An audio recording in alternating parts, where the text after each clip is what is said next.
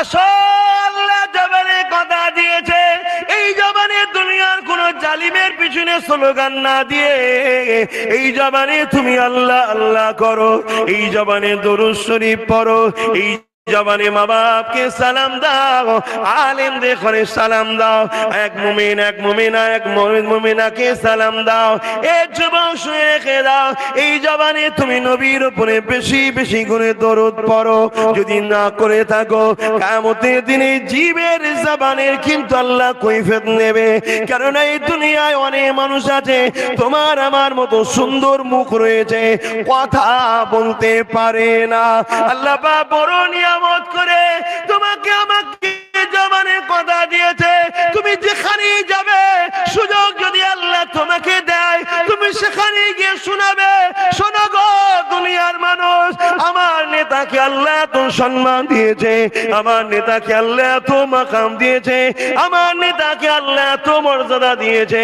আল্লাহ কোরআনে স্বয়ং নিজে জানিয়ে দিল, কুল ইন কুনতুম তুহিব্বুনাল্লাহ, হাবিব আপনি বলে দিন যারা আল্লাহকে ভালোবাসে, আল্লাহকে প্যার করে, এরা যদি সত্যবাদী হয় এদেরকে পরীক্ষা দিতে হবে। কি পরীক্ষা দিতে হবে? ফাত্তাবিউনি, আগে যেন আপনার ইত্তেবা করে, আপনাকে অনুসরণ করে, আপনাকে ফলো করে, আপনাকে মেনে নেয়। ইয়া রাসূলুল্লাহ,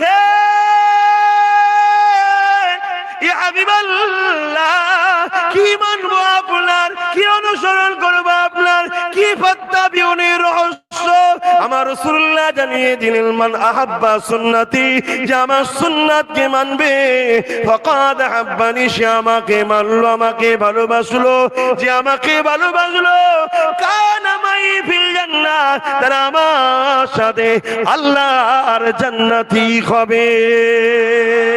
তাহলে ফাত্তাবিউনির মধ্যে নবীর সুন্নাতকে ইত্তেবা করতে হবে, নবী যা করেছে করতে বলেছে ইত্তেবা করতে হবে। আর যারা ইত্তেবা করে নবী বলছে তারা আমাকে ভালোবাসে, তাহলে ফাত্তাবিউনির মধ্যে ভালোবাসা লুকানো রয়েছে, যেটাকে আরবি ভাষায় বলে পুসিদা রয়েছে। এ যুবকেরা, তরুণেরা, বাপেরা, যারা আমার নবীকে ইত্তেবা করবে, ভালোবাসবে, নবীর সুন্নাতকে ফলো করবে, তারা কি পাবে? আল্লাহ স্বয়ং নিজে জানিয়ে দিল, ইউহিব্বুকুমুল্লাহ, তোরা আমাকে কি ভালোবাসবি? আমি আল্লাহ আমার নবীর ইত্তেবাকারী প্রত্যেককে আমি আল্লাহ নিজে ভালোবাসবো।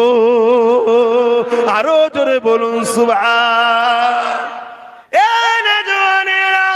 আল্লাহ জবানে কথা দিয়েছে, এই জবানে তোমাদেরকে ডেকে ডেকে বলি, এই জবান যখন আল্লাহ দিয়েছে, এই জবানে তুমি আল্লাহকে খুশি করার কথা বলো, এই জবানে তুমি আল্লাহর প্রশংসা করো, এই জবানে তুমি আল্লাহকে ডাকো, এই জবানে তুমি আল্লাহর বাণী কোরআন তেলাওয়াত করো, এই জবানে তোমার যা লাগবে কারো কাছে হাত নয়, তাহাজ্জুদ পড়ে নিয়ে হাত আসমানে দিয়ে তুলে দাও, ও আমার আল্লাহ আমার লাগবে, আমার এই লাগবে, আমার এই লাগবে, আমার এই লাগবে, আমার এই লাগবে, আমার এই লাগবে। এ যুবক, দিনেওয়ালা একজন আল্লাহ, যিনি আমায় দিচ্ছে, তোমায় দিচ্ছে, তামাম পৃথিবীকে দিচ্ছে। তোমার জন্য যতটুকু ভালো তোমার আল্লাহ ততটুকু তোমায় দিয়ে দেবে।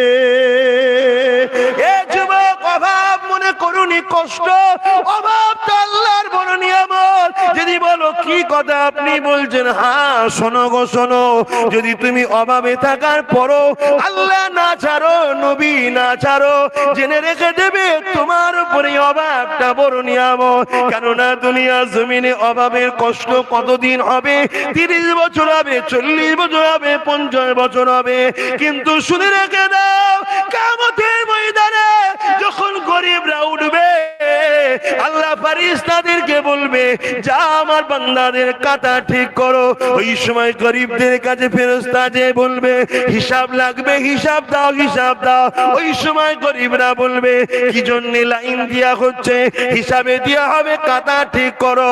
ওই সময় তারা বলতে লাগবে, এ আল্লাহর ফেরেশতারে, আল্লাহ দুনিয়ায় যখন মালি দেয়নি, হিসাব আবার কিসের দেব?